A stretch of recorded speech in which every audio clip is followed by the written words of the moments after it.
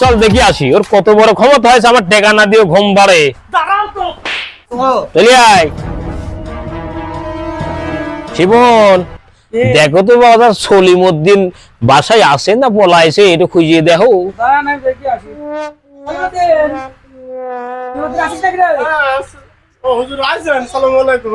ওয়ালাইকুম আসসালাম। আমার সাথে হ্যাঁ হুজুর আর একটা মাস সময় দেন, এখনো তুই এবার ছাড়ে নাই তো সাবাল মইলে কি বাইসলি সেটা কি আমার দেখা রে, টাকা না দিয়ে তুই মুড়ি খাস।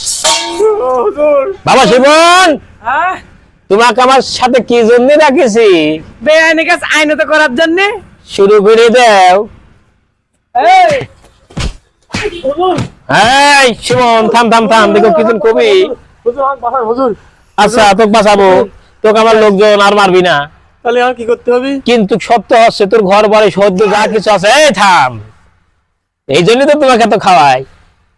তোর জিনিসপাতি যা আছে কোনো কিছু তোর আর থাকবে না। এই আমি একদম তুই মরে যা, এই যাকে কোনো কি আছে, এই যাই থেকে দেখে যাই। দেখে আই, ওখানে কিছু নাই। আমার টেহা না দিও ভাত খায়। হ্যাঁ ভাই কোনে আই? ওই দিনে আসছি আর পরে সম্পত্তি সব লিখে নিবি, মনে যেন থাকে। চলে যাই, আর এরপর টেহা মেয়াদিল ধক করে দিস, দেখিস সে কি করবো। হ্যাঁ আসসালামু আলাইকুম ওয়া রাহমাতুল্লাহি ওয়া বারাকাতুহু।